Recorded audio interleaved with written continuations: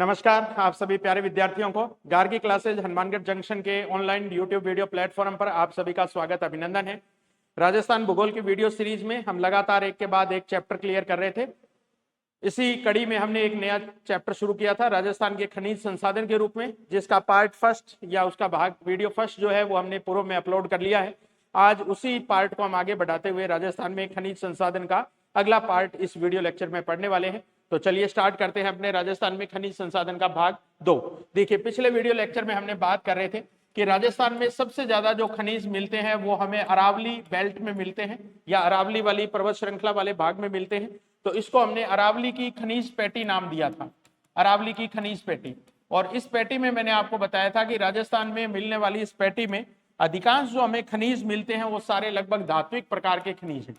राजस्थान में धात्विक खनिज जो है उनका मुख्य स्टोर हाउस कह दो या उनका मुख्य भंडार गृह कह दो, वो हमारी कौन सी पर्वत श्रृंखला है? अरावली की पर्वत श्रृंखला है। तो यहाँ धात्विक के साथ साथ हमें कुछ मात्रा में अधात्विक खनिज भी मिलते हैं, लेकिन अभी हम जो डिस्कस कर रहे हैं वीडियो लेक्चर्स में वो धात्विक खनिजों के बारे में डिस्कस कर रहे हैं। तो पिछले वीडियो लेक्चर में हमने 2 धात्विक खनिजों के बारे में बात की थी। एक हमने कॉपर के रूप में यानी कि तांबे के रूप में बात की थी, और दूसरा हमने आयरन या लोहे के रूप में बात की थी कि राजस्थान में लोह तत्व या लोह धातु जो है वो राजस्थान के कौन कौन से जिलों के अंदर निकलती है और मुख्य खान उसकी कौन कौन सी। तो यदि आप इस वीडियो लेक्चर को पहली बार देख रहे हैं तो पहले इससे पहले वीडियो लेक्चर का पार्ट फर्स्ट जो है उसको एक बार ओवरव्यू कर लें ताकि सेकंड पार्ट आपके इजीली समझ में आ जाए। आज इस वीडियो लेक्चर में हम कुछ और खनिजों के बारे में चर्चा करने वाले हैं, जिसमें हम तीसरे नंबर पर जो खनिज पढ़ने वाले हैं वो सीसा जस्ता, और इसके बाद में इन्हीं से मिलता जुलता एक खनिज हम चांदी के रूप में, सिल्वर के रूप में और पढ़ेंगे। ठीक है, तो चलिए अपने स्टार्ट करते हैं। सीसा जस्ता और चांदी के भंडार जो है वो राजस्थान के कौन से पार्ट में और कैसे मिलते हैं हमें?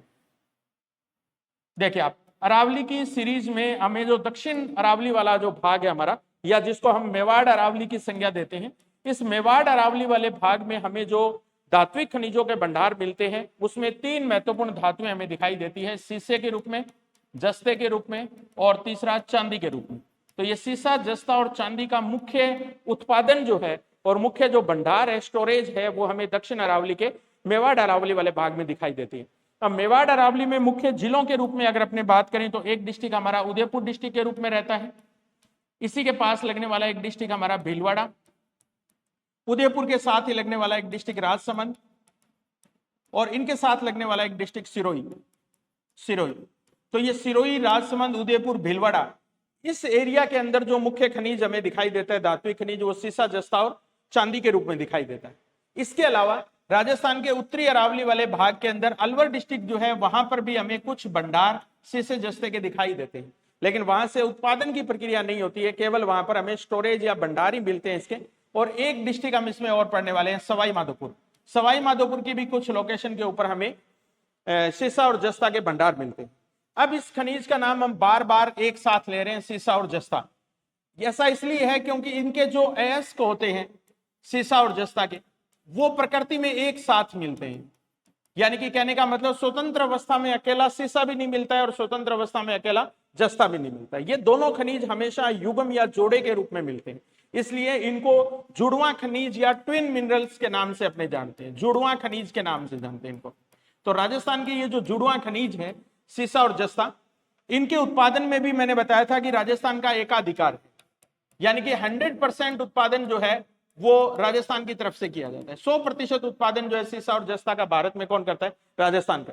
और राजस्थान में भी अगर अपने बात करें तो 3 सबसे बड़े जिले इसके उत्पादन में, नंबर फर्स्ट पे उदयपुर डिस्ट्रिक्ट, नंबर सेकंड पे राजसमंद डिस्ट्रिक्ट और इसके बाद में भीलवाड़ा डिस्ट्रिक्ट। यानी कि मेवाड़ के तीनों महत्वपूर्ण जिले जो हैं वो पूरे भारत के सीसा और जस्ता उत्पादन में अपनी टॉप पोजीशन रखते हैं, सर्वोच्च स्थान रखते हैं। अब अपने बात करते हैं कि मुख्य मुख्य वो खान कौन कौन सी है जो इस एरिया में हमें दिखाई देती है। सबसे पहले अपने उदयपुर की बात करें तो उदयपुर में राजस्थान की सबसे प्राचीन सीसा और जस्ता की खान स्थित है, जिसको हम जावर की खान बोलते हैं। आपने राजस्थान इतिहास में भी राणा लाखा का नाम सुना है, तो राणा लाखा के समय में जावर के अंदर चांदी के खान की खोज की गई थी। तो जैसा मैं बता रहा हूं, सीसा और जस्ता के साथ हमें एक और उपयोगी खनिज यहां पर मिलता है, वो है चांदी के रूप में। तो उसके आगे हम बात करेंगे।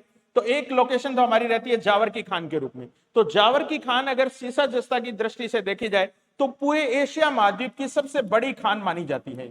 एशिया की सबसे बड़ी खान है ये, सीसा जस्ता के मामले में सबसे बड़ी खान। ठीक है, तो एक तो जावर की खान के रूप में, और दूसरा हमें उदयपुर की एक लोकेशन और याद रखनी है देबारी के नाम से। तो जावर और देबारी ये दो महत्वपूर्ण लोकेशन है उदयपुर की जो सबसे ज्यादा सीसे जस्ते का उत्पादन करती है। इसके बाद में अगर राजसमंद डिस्ट्रिक्ट की बात करें हम, तो राजसमंद डिस्ट्रिक्ट में राज से ही शुरू होने वाला एक शब्द आपको याद रखना है, राजपुरा, राजपुरा के नाम से। और राजपुरा के साथ एक शब्द हम लेंगे दरीबा, राजपुरा दरीबा के नाम से। तो ये खान जो है ये सीसा जस्ता की राजसमंद की सबसे बड़ी खान। और राजपुरा दरीबा के साथ एक और खान अगर आप याद रख सकते हैं तो वो है सिंदेसर खुर्द की खान, सिंदेसर खुर्द की खान। ये सिंदेसर खुर्द खान जो है ये पिछले 3-4 महीने पहले राजस्थान में बहुत अधिक प्रचलित रही थी, बहुत अधिक इसका नाम चर्चा में रहा था। वो मैं आपको चांदी का खनिज जब पढ़ाऊंगा तब आपको मैं बताऊंगा। लेकिन सीसा जस्ता वाली जो खान है उसका भी उत्पादन जो है या सीसे जस्ते का उत्पादन जो है वो भी सिंदेसर खुर्द खान से होता है। तो राजसमंद डिस्ट्रिक्ट की दो खान आप याद रखिए, राजपुरा दरीबा के रूप में और दूसरी सिंदेसर खुर्द के रूप में। अब अपने बात करते हैं भीलवाड़ा डिस्ट्रिक्ट में। तो भीलवाड़ा डिस्ट्रिक्ट में महत्वपूर्ण जो क्षेत्र या जो स्थान रहता है सीसा जस्ता का, उस गांव को हम बोलते हैं आगुचा गांव के नाम से, आगुचा गांव के नाम से। आगुचा के आसपास की जो लोकेशन है गांवों की वो भी अपने इसके साथ बोल देते हैं। तो कई बार ऐसा शब्द लिखा मिलता है अपने को रामपुरा आगुचा, रामपुरा आगुचा, और दूसरा हमें लिखा मिलता है गुलाबपुरा आगुचा, गुलाबपुरा आगुचा। तो ये दो जो महत्वपूर्ण खान है या दो महत्वपूर्ण लोकेशन है जो भीलवाड़ा डिस्ट्रिक्ट में सीसे जस्ते के लिए जानी जाती है।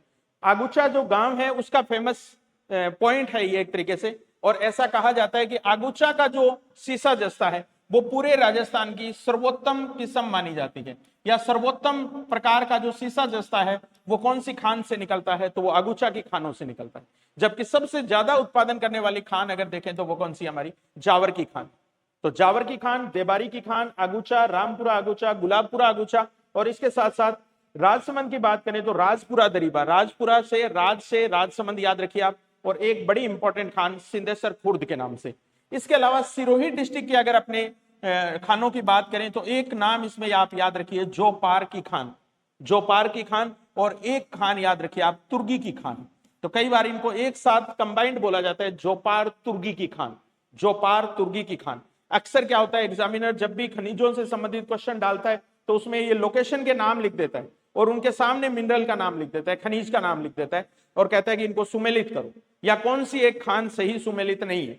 तो ऐसी कंडीशन में जो ये नए शब्द जो आ रहे हैं खनिज के अंदर, मिनरल के अंदर, वो नाम अक्सर पेपर के अंदर पूछे जा रहे हैं। जैसे जावर का नाम बहुत पॉपुलर है तो ये प्रश्न पत्र में पूछने लायक आजकल बचा नहीं है। आजकल जो नए नाम आएंगे, जैसे मान लो आगुचा का नाम आ गया, सिंदेसर खुर्द का नाम आ गया, या अभी जैसा मैं आपको बता रहा हूं जोपार तुर्गी का नाम है जैसे सिरोही डिस्ट्रिक्ट के अंदर, ऐसे नाम पेपर के अंदर आजकल ज्यादा पूछे जाते हैं। तो इन नामों के ऊपर आप विशेष थोड़ा सा फोकस लगाइए। चलिए, यहां से तो मैंने बताया जैसा कि उत्पादन का कार्य होता है। इसके अलावा सवाई माधोपुर में एक लोकेशन आप सबने सुनी है, चौथ का बरवाड़ा, चौथ का बरवाड़ा, जहां पर चौथ माता का मंदिर बना हुआ है, वो चौथ का बरवाड़ा जो है वहां भी सीसे जस्ते के भंडार खोजे गए। हालांकि यहां से उत्पादन नहीं हो रहा है अभी, सिर्फ भंडार खोजे गए हैं। इसी तरीके से अलवर की अगर मैं बात करूं तो यहां एक लोकेशन है गुढ़ा किशोरी दास के नाम से, गुढ़ा किशोरी दास के नाम से। एक यहाँ की लोकेशन बैठती है भगोनी के नाम से, भगोनी। तो भगोनी और गुढ़ा किशोरी दास ये दोनों नाम तांबे के लिए भी फेमस है, तांबे का उत्पादन भी यहां से होता है। और इसके अलावा अलवर में सीसे जस्ते के भंडार जो है वो भी भगोनी और गुढ़ा किशोरी दास से खोजे गए।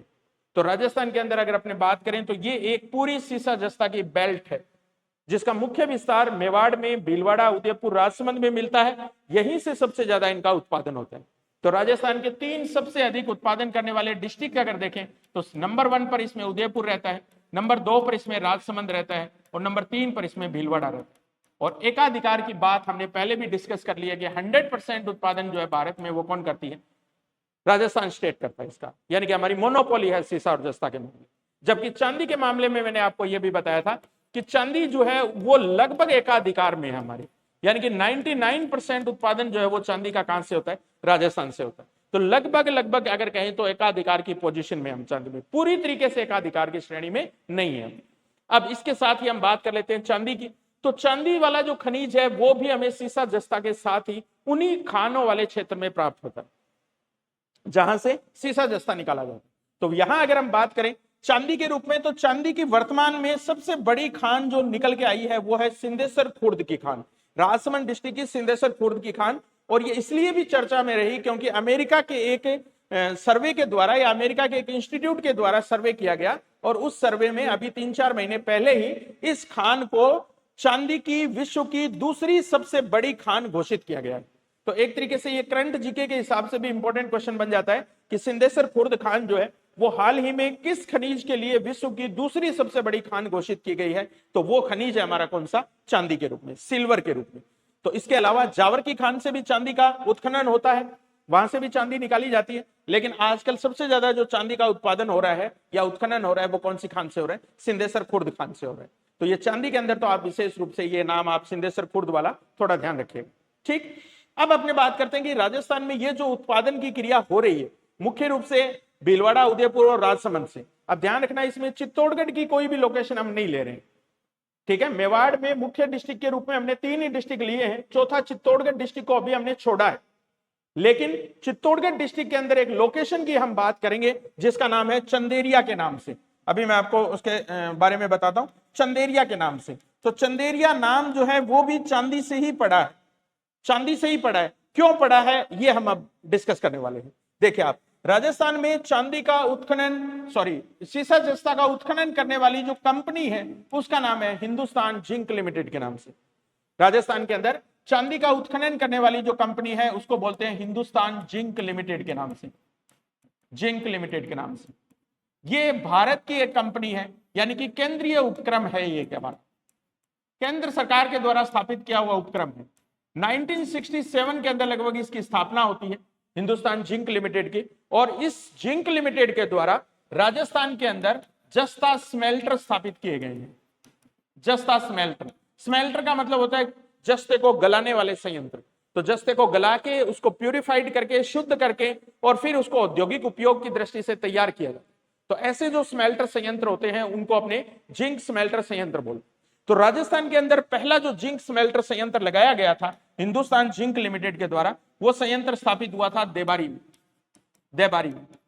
तो राजस्थान का पहला जिंक स्मेल्टर जो है वो जावर में नहीं स्थापित हुआ था। जावर में तो सबसे पहले सीसा जस्ता की खान खोदी गई थी, जबकि संयंत्र जो स्मेल्टर जो स्थापित हुआ था वो कहां हुआ था, देबारी में स्थापित हुआ था। और देबारी की लोकेशन अभी हम बार बार पढ़ ही रहे हैं, उदयपुर डिस्ट्रिक्ट। इसके बाद इसी हिंदुस्तान जिंक लिमिटेड के द्वारा चंदेरिया के अंदर, चंदेरिया ये लोकेशन चित्तौड़गढ़ की, चित्तौड़गढ़, यहां इन्होंने जो संयंत्र स्थापित किया उसमें जिंक स्मेल्टिंग होने के साथ साथ चांदी स्मेल्टिंग का भी संयंत्र स्थापित किया गया था। तो राजस्थान में चांदी का सर्वाधिक उत्पादन करने वाला जो संयंत्र एट ए टाइम काम कर रहा है वो चंदेरिया में काम कर रहा है, इसीलिए चंदेरिया का नाम चांदी के नाम पर चंदेरिया पड़ा। तो अगर आपसे पूछ ले कि राजस्थान में चांदी का सर्वाधिक उत्खनन या सर्वाधिक उत्पादन करने वाला संयंत्र कहां स्थापित है, तो वो देबारी में नहीं है, वो कहां है, चंदेरिया में है। देबारी के अंदर जो जिंक का सबसे ज्यादा उत्पादन करने वाला संयंत्र स्थापित किया गया। तो ये चंदेरिया वाला जो संयंत्र है ये हमने ब्रिटेन के सहयोग से स्थापित किया है, ठीक है। और ये एशिया का सबसे बड़ा संयंत्र माना जाता है, पूरे एशिया महाद्वीप का सबसे बड़ा चांदी और जस्ते का संयंत्र माना जाता है चंदेरिया वाला। तो ये थोड़ी सी आप बात इसमें ध्यान रखना। अभी इसके 2 नए संयंत्र भी स्थापित हो रहे हैं राजस्थान के अंदर, ठीक है, जिनके स्थापना का काम लगभग पूरा हो चुका है। इसमें एक लोकेशन तो हमारी राजपुरा दरीबा वाली है, राजपुरा दरीबा वाली। तो राजपुरा दरीबा की लोकेशन अभी हमने पढ़ी है, कौन से डिस्ट्रिक्ट में, राजसमंद।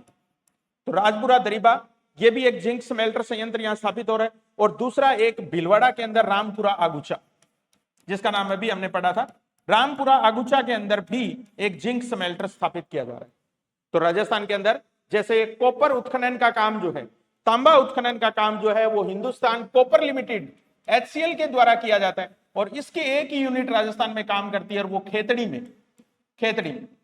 तो खेतड़ी वाली जो यूनिट है, जैसे हिंदुस्तान कॉपर का प्रोडक्शन करवाती है, उसी तरीके से राजस्थान के अंदर जिंक का प्रोडक्शन या जिंक का स्मेल्टिंग संयंत्र जो स्थित है वो मुख्य रूप से देबारी में स्थापित हुआ था, लेकिन बाद में चंदेरिया और 2 नए संयंत्र, इसका राजपुरा दरीबा के नाम से और दूसरा हमारे पास कौन सा है, रामपुरा आगुचा के नाम से यहां स्थापित हो, ठीक है। तो ये हमारे पास मिलने वाला, अरावली में मिलने वाला तीसरा, चौथा और पांचवा, अगर 3 खनिजों की एक साथ हम बात करें, सीसा, जस्ता और चांदी, ये तीनों खनिज अरावली के इसी भाग में हमें मिलते हैं और यहीं से इनका क्या होता है, उत्पादन होता है।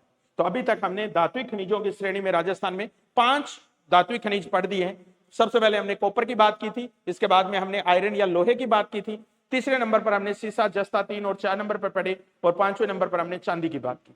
अब अपने राजस्थान के कुछ और खनिजों के बारे में बात करते हैं जो जो धात्विक खनिजों की श्रेणी में आते हैं। इसमें एक हमारी महत्वपूर्ण धातु है जिसका नाम है टंगस्टन धातु। टंगस्टन धातु। अब इस टंगस्टन खनिज की डिस्क्रिप्शन में अपने क्या पढ़ने वाले हैं, देखिए आप टंगस्टन कहां से और कैसे निकलता है। पहले मैं आपको बता दूं कि टंगस्टन जो है इसको अपने आप में सामरिक खनिज बोला जाता है। सामरिक खनिज, सामरिक खनिज वो खनिज होते हैं जो देश की सुरक्षा के लिए काम में लिए जाते हैं, यानी कि जिनके उत्पादन का मेन मकसद जो है हमारा, उद्देश्य जो है हमारा, वो सुरक्षा की दृष्टि से या आंतरिक सुरक्षा और बाहरी सुरक्षा को मजबूत करने के लिए किया जाता है। कहने का मतलब सुरक्षा प्रदान करने का काम हमें सेना करती है, हमारी रेस्पेक्टेड सेना करती है। तो ये खनिज जो है इसका उत्पादन सेना के काम में होता है। अब जो काम हमारी सुरक्षा से जुड़ा हुआ है, इसका मतलब वो काम राज्य सरकारों के हैंडल नहीं किया गया है सरकार के द्वारा। ऐसे जितने भी खनिज होते हैं जो सामरिक महत्व वाले होते हैं, उन सभी खनिजों का उत्खनन केंद्र सरकार द्वारा किया जाता है। तो ये एक तरीके से ये जो खनिज है इसके लाइसेंस जारी करना और इसका उत्पादन करवाना, ये दोनों ही काम केंद्र सरकार करती है, और केंद्र सरकार इसका जितना भी प्रोडक्शन करती है वो सारा सेना के यूज में आता है।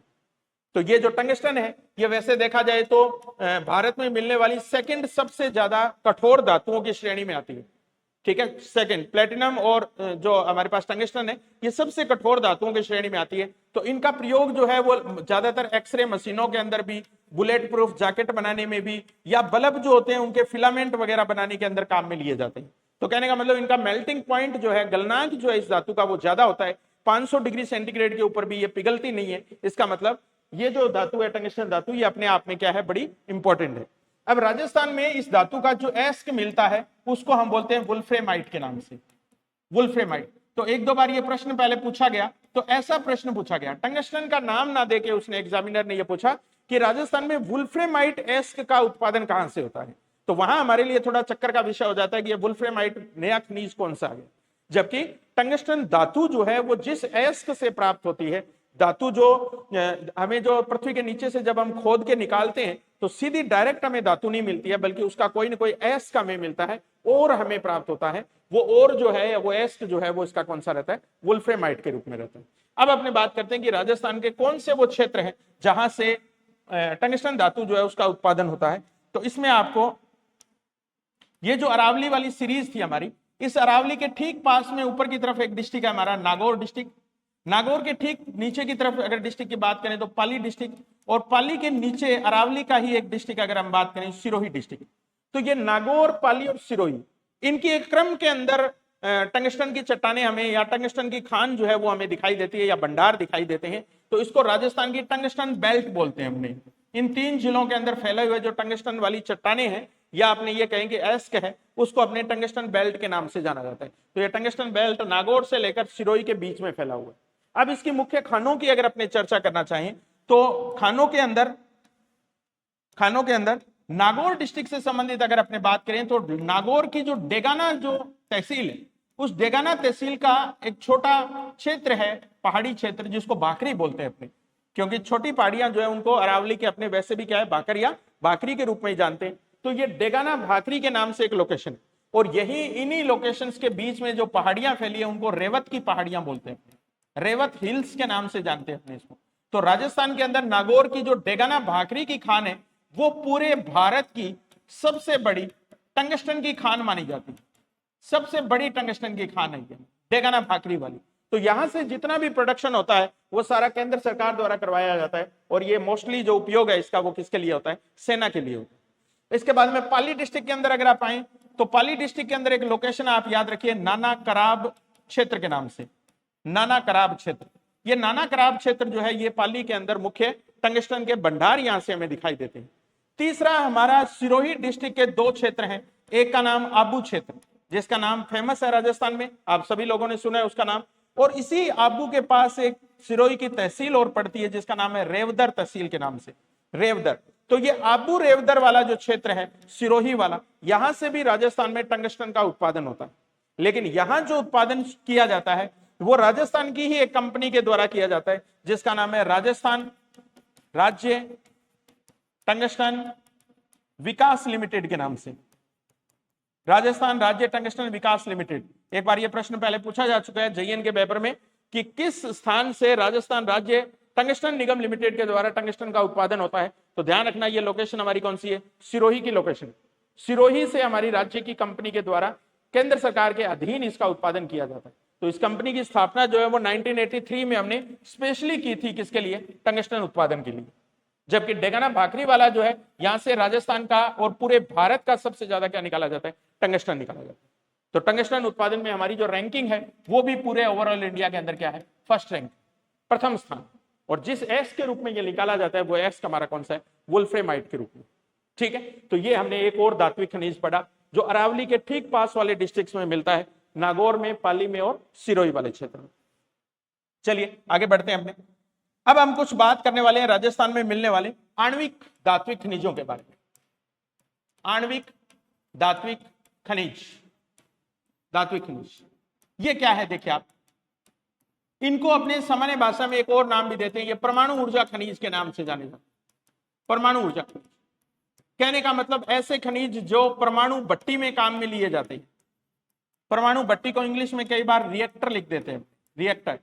तो जो एटॉमिक रिएक्टर में या परमाणु भट्टी में इस्तेमाल में आने वाले जो खनिज होते हैं वो सारे आणविक खनिज या परमाणविक खनिज कहलाते हैं। तो ये खनिज जो होते हैं ये भी अपने आप में महत्वपूर्ण होते हैं, क्योंकि इनका भी कंट्रोल पूरा का पूरा केंद्र सरकार के पास होता है। इनका उत्खनन जो है वो भी राज्य की सरकारें नहीं करती है। भारत के बहुत थोड़े हिस्सों के अंदर इस प्रकार के खनिज मिलते हैं, क्योंकि मोस्टली इसमें काम आने वाले जो खनिज होते हैं वो यूरेनियम, थोरियम, इस प्रकार के खनिज होते हैं जो ईंधन के रूप में काम में आते हैं। तो हमारा टोटल जो यूरेनियम है, थोरियम है, वो हम विदेशों से निर्यात करते हैं, सॉरी विदेशों से आयात करते हैं पूरा का पूरा। तो राजस्थान ही नहीं, भारत में भी बहुत कम लोकेशन ऐसी है जहां से हमें यूरेनियम और थोरियम के भंडार मिले हैं और वहां से हम यूरेनियम का उत्पादन करते हैं। ऐसी लोकेशन हमारे कम है। ठीक है, तो राजस्थान में ये कहां से उत्पादित होते हैं, तो पहले हम उन खनिजों की बात करते हैं। देखिए आप राजस्थान में कौन कौन से आणविक खनिज मिलते हैं, तो इसमें दो खनिज तो मैंने अभी बताया आपको, यूरेनियम और थोरियम के नाम से। ये दोनों खनिज तो परमाणु भट्टी में ईंधन के रूप में काम आते हैं, फ्यूल के रूप में काम आते हैं। इनके अलावा जो खनिज है हमारे पास वो कौन से है, देखिए आप, एक खनिज है हमारा बेरिलियम, बेरिलियम खनिज। ये भी ईंधन के रूप में काम तो नहीं आता, लेकिन परमाणु भट्टी की अलग अलग गतिविधियां होती है जिसके अंदर परमाणु ऊर्जा का उत्पादन होता है।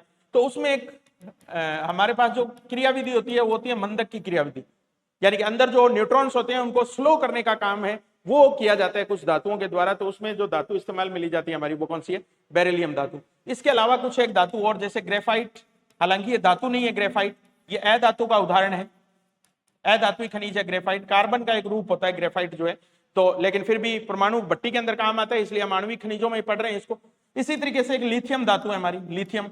तो ये वो खनिज हैं जिनका प्रयोग जो है वो परमाणु भट्टी में या किसी न किसी रूप में, ईंधन के रूप में, चाहे मंदक के रूप में, चाहे किसी और रूप में इनका उपयोग किया जाता है। तो राजस्थान के अंदर ये वाले जो खनिज है ये कहां कहां से निकाले जाते हैं उनकी अभी अपने डिस्कशन करने वाले हैं। चलिए सबसे पहले अपने बात करते हैं यूरेनियम की, कि राजस्थान में यूरेनियम का भंडार जो है वो हमें कहां कहां से प्राप्त हुए। देखिए पहले हम वो लोकेशंस फाइंड आउट करते हैं जहां से हमें यूरेनियम के भंडार प्राप्त हुए हैं। तो इसमें सबसे पहली लोकेशन, अगर सबसे पुराना क्षेत्र अगर हम बात करें तो वो हमारा उदयपुर का क्षेत्र रहता है। उदयपुर, उदयपुर के ठीक ऊपर की साइड में एक क्षेत्र हमारा भीलवाड़ा। तो भीलवाड़ा के अंदर भी हमें यूरेनियम के भंडार मिलेंगे। और इन तीनों के अगर त्रिकोण पे जाएं हम तो हमारा 12 डिस्ट्रिक्ट, 12 डिस्ट्रिक्ट। और इन तीनों से ऊपर की और स्टेट साइड में बात करें तो सीकर डिस्ट्रिक्ट, सीकर। तो राजस्थान के अंदर यूरेनियम का अभी उत्पादन शुरू नहीं हुआ है कहीं से भी, सिर्फ और सिर्फ यूरेनियम के भंडारों की अभी क्या हुई है, खोज हुई, पता लगाया गया है कि इन एरिया में यूरेनियम की पॉसिबिलिटी है। ठीक है, तो इन लोकेशंस में अगर अपने बात करें, देखिए 12 के लोकेशन की बात करें तो ये लोकेशन है हमारी रामगढ़ के नाम से। रामगढ़ अपने आप में बहुत फेमस नाम है 12 का, पहले भी कई बार मैं रामगढ़ का नाम आपके साथ ले चुका हूं। राजस्थान की एक क्रेटर झील के नाम से जानी जाती है रामगढ़ की झील। राजस्थान में हॉर्स शू आकृति की जो पहाड़ियां हैं, घोड़े के नाल नुमा आकृति वाली पहाड़ियां हैं, उनके बीच में बनी हुई झील जो है वो रामगढ़ की झील है हमारी। और इसको यूनेस्को की वर्ल्ड हेरिटेज साइट सूची के अंदर भी जगह दी गई है। इसके बारे में भी मैंने आपको पहले के वीडियो लेक्चर में बताया था। तो रामगढ़ जो है ये अपने आप में उल्का पिंड या क्रेटर के रूप में जानी जाने वाली झील है। तो इस यहां से यूरेनियम के भंडारों की खोज जो है वो राजस्थान के अंदर हुई है। दूसरा, उदयपुर के अंदर अगर मैं बात करूं तो उदयपुर के अंदर 2 क्षेत्र आपको याद रखने हैं उदयपुर के। एक तो इसमें लोकेशन रहती है उमरा के नाम से, उमरा। और दूसरी यहाँ की लोकेशन रहती है शिकारवाड़ी के नाम से। उमरा और शिकारवाड़ी, ये दो लोकेशन है जहां से यूरेनियम के भंडारों की खोज की गई। अब बात करें अपने भीलवाड़ा डिस्ट्रिक्ट की, तो भीलवाड़ा तो मैं पुराने डिस्ट्रिक्ट के रूप में बताऊंगा आपको। नया डिस्ट्रिक्ट अगर देखेंगे तो इसमें आने वाली लोकेशन नए डिस्ट्रिक्ट के हिसाब से शाहपुरा डिस्ट्रिक्ट के अंदर आ जाती है। भीलवाड़ा से अलग होकर बना हुआ डिस्ट्रिक्ट कौन सा? शाहपुरा। शाहपुरा के अंदर वो लोकेशन है, पुराने वाले हिसाब से प्रश्न आए तो आपके साथ भीलवाड़ा उत्तर में आएगा। यहां की कौन सी ऐसी लोकेशन है जहां से हमें यूरेनियम के भंडारों का पता चला है? तो लोकेशन आप थोड़े से ध्यान रखना इसमें। एक लोकेशन है यहाँ की दांता के नाम से, एक लोकेशन है यहाँ की बुनास के नाम से, और एक यहाँ की तहसील है जहाजपुर के नाम से, जहाजपुर। तो जहाजपुर, दांता, बुनास, ये सब लोकेशन भीलवाड़ा की लोकेशन है। नए जिलों के हिसाब से ये शाहपुरा की लोकेशन है जहां से यूरेनियम के भंडारों का हमें क्या चला है? पता चला। ठीक है, अब बात करते हैं अपने सीकर डिस्ट्रिक्ट की, जो सबसे महत्वपूर्ण डिस्ट्रिक्ट है एट ए टाइम यूरेनियम की दृष्टि से। तो सीकर के अंदर जिस एरिया में सबसे पहले यूरेनियम की खोज की गई थी वो एरिया था हमारे पास खंडेला क्षेत्र। खंडेला क्षेत्र, रोहिला खंडेला क्षेत्र अपने बोलते हैं इसको, रोहिला खंडेला क्षेत्र। ये सीकर डिस्ट्रिक्ट का एरिया था जहां सबसे पहले यूरेनियम की खोज हुई। लेकिन अभी हाल ही में एक नए भंडार सीकर डिस्ट्रिक्ट से खोजे गए हैं जिनका नाम है रॉयल सुहागपुर के नाम से, रॉयल सुहागपुर का एरिया। अब ये रॉयल सुहागपुर का एरिया काफी टाइम पहले, थोड़े टाइम पहले में काफी चर्चा में रहा था, और इसके चर्चा में रहने का रीजन ये था कि भारत सरकार की कंपनी यूसिल के द्वारा यूरेनियम, चूंकि मैंने बताया अपने आप में बहुत इंपॉर्टेंट खनिज है, तो केंद्र सरकार ही इसका उत्खनन करवाती है और वो इसका प्यूरिफिकेशन करवाती है, शुद्धिकरण करवाती है। तो केंद्र सरकार की शुद्धिकरण कराने वाली जो कंपनी है उसको हम बोलते हैं uranium corporation of India limited के नाम से, uranium corporation of India limited, UCIL के नाम से उसको जानते हैं हम। तो यूसिल के द्वारा रॉयल सुहागपुर वाले क्षेत्र में न केवल यूरेनियम भंडारों का पता लगाया गया है, बल्कि यहां से यूरेनियम के प्यूरिफिकेशन का संयंत्र भी स्थापित किया जा रहा है। तो राजस्थान की वो पहली लोकेशन जहां से यूरेनियम प्यूरिफिकेशन का काम शुरू किया जा रहा है या यूरेनियम को निकालने का काम शुरू किया जा रहा है, वो लोकेशन हमारी सीकर डिस्ट्रिक्ट की कौन सी है? Royal Suhagpur location. तो यूसिल के द्वारा अब से पहले भारत में 2 ऐसे प्लांट स्थापित किए जा चुके हैं। तो राजस्थान में पहली बार तीसरे प्लांट के रूप में, भारत के तीसरे यूरेनियम प्लांट के रूप में इसकी स्थापना कहां की जा रही है? रॉयल सुहागपुर क्षेत्र में की जा रही है। कौन से डिस्ट्रिक्ट का पार्ट है? तो सीकर डिस्ट्रिक्ट का पार्ट है। तो राजस्थान के अंदर यूरेनियम की जो मेन लोकेशन हमें दिखाई देती है वो सीकर, शाहपुरा, उदयपुर और बारां के रूप में दिखाई देती है। ठीक है, तो यूरेनियम अपने आप में बड़ी इंपॉर्टेंट धातु है। वैसे इस धातु को अपने येलो कैक के नाम से भी जानते हैं, येलो कैक। इसको मेटल ऑफ होप के नाम से भी अपने जानते हैं, मेटल ऑफ होप, आशा की धातु भी बोलते हैं अपने इसको। ठीक है, तो यहां ये इंपॉर्टेंट लोकेशन हमारी। कई बार यहां भीलवाड़ा के अंदर एक और लोकेशन भी खोजी गई है जिसका नाम है कुराडिया के नाम से, कुराडिया। तो ये कुराडिया लोकेशन जो है ये भी यूरेनियम के भंडारों के लिए फेमस है। ठीक, अब अपने बात करें यूरेनियम के साथ एक और आणविक खनिज की जिसका नाम है थोरियम, जिसका नाम है थोरियम। थोरियम भी परमाणु भट्टी में ईंधन के रूप में ही काम में लिया जाता है, लेकिन यूरेनियम की तुलना में यह कम उपयोगी होता है, क्योंकि यूरेनियम की 1 ग्राम मात्रा जो है वो बहुत अधिक ऊर्जा का उत्पादन करती है, जबकि थोरियम से उत्पन्न होने वाली ऊर्जा जो है वो थोड़ी महंगी होती है, क्योंकि इसके अंदर अशुद्धियां ज्यादा मिली हुई होती है, इंप्योरिटीज ज्यादा होती है। तो इसकी वजह से थोरियम का उतना उपयोग नहीं होता है। लेकिन राजस्थान की 2 ऐसे डिस्ट्रिक्ट हैं जहां से हमें थोरियम के भंडारों का पता चला है, सिर्फ भंडारों का पता चला। तो इसमें एक लोकेशन तो हमारी रहेगी अरावली के इस साइड में और दूसरी लोकेशन रहेगी अरावली के दूसरी तरफ। तो अरावली के इस तरफ बात करें तो पाली डिस्ट्रिक्ट हमारा, कौन सा डिस्ट्रिक्ट? पाली डिस्ट्रिक्ट। पाली डिस्ट्रिक्ट के अंदर एक लोकेशन है जिसका नाम है भद्रावन के नाम से, भद्रावन के नाम से। तो भद्रावन के अंदर थोरियम के भंडारों की खोज हुई है, और अरावली के इस साइड में भीलवाड़ा से हमें थोरियम के भंडारों का पता चला है। तो वो लोकेशन आप याद रखना सरदारपुरा के नाम से। भीलवाड़ा में तो सरदारपुरा लोकेशन है, और पाली डिस्ट्रिक्ट के अंदर लोकेशन जो है वो कौन सी है? भद्रावन लोकेशन। तो ये 2 ऐसी लोकेशंस है जहां से हमें थोरियम भंडारों का पता चला। तो एक हमने आणविक खनिज के रूप में पढ़ा यूरेनियम, और दूसरा हमने पढ़ा थोरियम। दोनों ही फ्यूल के रूप में या ईंधन के रूप में इस्तेमाल में लिए जाते हैं। अब अपने इससे जुड़े हुए कुछ और खनिजों की बात करते हैं, जिसमें खनिज हम पढ़ेंगे बेरिलियम, बेरिलियम खनिज। तो बेरिलियम का उत्पादन राजस्थान में कहां और कैसे होता है उसकी अपने और बात करते हैं। देखिए आप, ये अरावली वाली सीरीज थी हमारी। अरावली सीरीज के 3 महत्वपूर्ण जिले हमें उठाने हैं। एक जिला हमें जयपुर के रूप में उठाना है यहां से, बीच वाला डिस्ट्रिक्ट हमारा अजमेर, मध्य अरावली वाला जिला, एक दक्षिण अरावली वाली साइड से हमें उठाना है उदयपुर। तो उत्तर, मध्य और दक्षिण अरावली के एक एक जिले हमने उठा लिए और इन्हीं तीनों जिलों में मिलते हैं बेरिलियम के भंडार। अब बेरिलियम जो है ये भी क्या होता है, एक तरीके का मंदक के रूप में, मॉडरेटर के रूप में काम में आने वाला खनिज है, जैसा मैंने आपको बताया। तो जयपुर की वो लोकेशन जो बेरिलियम के लिए जानी जाती है उसको हम बोलते हैं गुजरवाड़ा, गुजरवाड़ा के नाम से। गुजरवाड़ा जो लोकेशन है जयपुर की वो बेरिलियम के लिए फेमस है। दूसरी लोकेशन इसमें अजमेर की रहती है जिसका नाम है बांदर सिंदरी के नाम से, बांदर सिंदरी के नाम से। अगर आपने जयपुर के एयरपोर्ट की, सॉरी अजमेर के एयरपोर्ट का लोकेशन या उसके आसपास का एरिया देखा हो तो वो बांदर सिंदरी के आसपास ही स्थित है। तो अजमेर की लोकेशन रहती है बांदर सिंदरी के नाम से। और उदयपुर की लोकेशन जिसकी अभी मैंने बात की थी आपके साथ, यूरेनियम के भंडार पढ़ा रहा था तब, ये लोकेशन है शिकारवाड़ी के नाम से। तो शिकारवाड़ी, बांदर सिंदरी और गुजरवाड़ा, ये तीन लोकेशन फेमस है कौन से खनिज के लिए? बेरिलियम के लिए। बेरिलियम नामक आणविक खनिज के लिए जानी जाती है ये तीनों लोकेशन। तो जयपुर का एक कोई गुजर है और उसने अजमेर की एक बांदरी का उदयपुर में शिकार कर दिया। आप एक ट्रिकी फॉर्म में अगर याद रखना चाहिए, क्योंकि जैसा मैंने बताया ये एक दो बार पेपर में पूछ ली गई, गुजरवाड़ा भी पूछ लिया गया है और ये शिकारवाड़ी भी पूछ ली गई। तो ऐसे मैं बता रहा हूं जैसे आपको कि खनिजों के अंदर ऐसे अटपटे से नाम जो है या ऐसे नाम जो अब तक पेपरों में कभी नहीं पूछे गए थे, उस प्रकार के नाम खनिजों के अंदर ज्यादा पूछे जाने लगे। तो प्यारे बच्चों, आप पेपर के हिसाब से अपने आप को अपडेटेड करते रहिए और ऐसे ही टीचर से अपनी स्टडी को कंटिन्यू रखिए, मार्गदर्शन लीजिए। बहुत सारे लोगों से मार्गदर्शन लेने की आपको आवश्यकता नहीं है।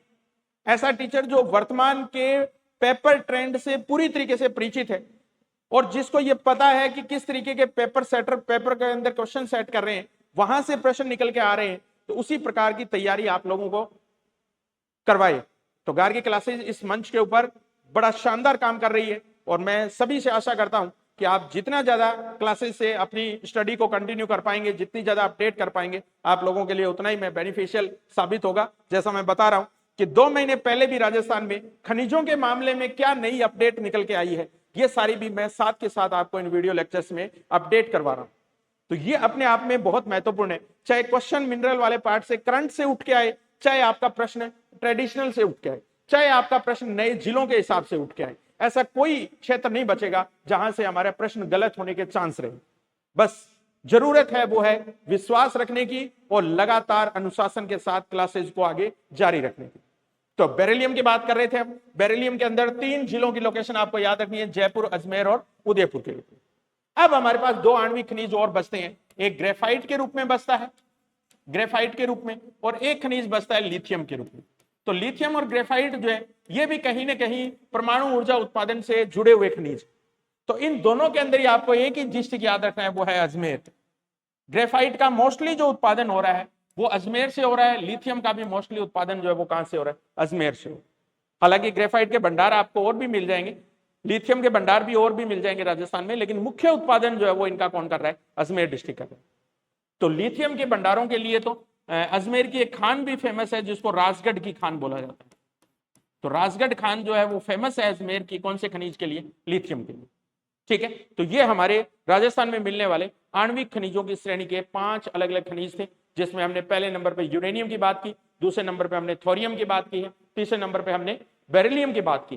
ये तीनों ही खनिज लेटेस्ट खनिज हैं, राजस्थान में नई खोज इनके संबंध में हो रही है। और अभी जैसे मैं आगे बताऊंगा आपको कि राजस्थान के अंदर अभी सिर्फ 5 दिन पहले डूंगरपुर वाले और नागौर वाले डिस्ट्रिक्ट में क्रोमियम के भंडार भी खोजे गए, क्रोमियम के भंडार भी खोजे गए हैं। उन चीजों से भी मैं आपको अपडेट करवाऊंगा कि राजस्थान में कौन से ऐसे नए खनिज है जिनके लाइसेंस पट्टे राजस्थान सरकार के द्वारा हाल ही में जारी किए गए हैं। वो तमाम खनिजों की बातें जो है वो हम साथ के साथ इन वीडियो लेक्चर्स में पूरी करेंगे।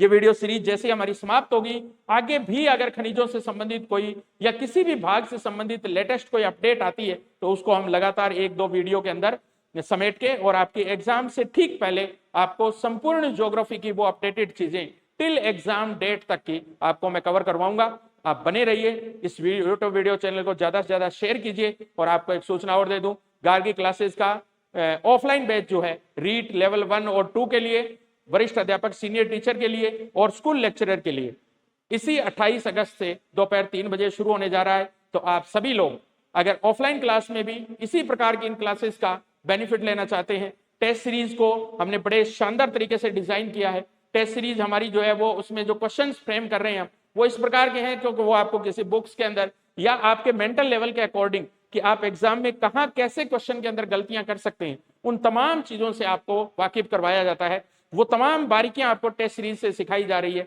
जो आपके मेन पेपर में किस प्रकार से आपको प्रश्न पत्र हल करना है और कहां आपके गलती होने के चांसेस रहेंगे, कहां आप सत्य को असत्य पढ़ेंगे, कहां आप नहीं है को है पढ़ेंगे और कहां आप कोई है या नहीं है ऐसे आंसर क्वेश्चन के ऑप्शन जो है उनको गलत करके आएंगे। उन सभी चीजों के लिए मैं आपको टेस्ट सीरीज में प्रिपेयर करने वाला हूं। तो ये टेस्ट सीरीज गार्गी क्लासेस के प्ले स्टोर के ऑनलाइन ऐप पर भी उपलब्ध है और अगर आप हनुमानगढ़ या इसके आसपास की लोकेलिटी से संबंध रखते हैं तो ऑफलाइन में आकर इस टेस्ट सीरीज का फायदा उठाइए, आप अपनी तैयारी को सुदृढ़ कीजिए और एग्जाम तक अगर आप इसी तरीके से मेरे साथ जुड़े रहेंगे तो हर एक सब्जेक्ट को मैं इसी यूट्यूब चैनल के ऊपर आपको पूरी तन्मयता के साथ पूरे मनोयोग के साथ पढ़ाऊंगा। आप जुड़े रहिए, इस चैनल को ज्यादा से ज्यादा शेयर कीजिए अपने तमाम साथियों के साथ, उनकी तैयारी में भी इसका ज्यादा से ज्यादा बेनिफिट मिल सके। धन्यवाद। मिलते हैं अगली क्लास में नए खनिजों के साथ, नए वीडियो लेक्चर के साथ, नई ऊर्जा के साथ। तब तक के लिए all the best. Thank you.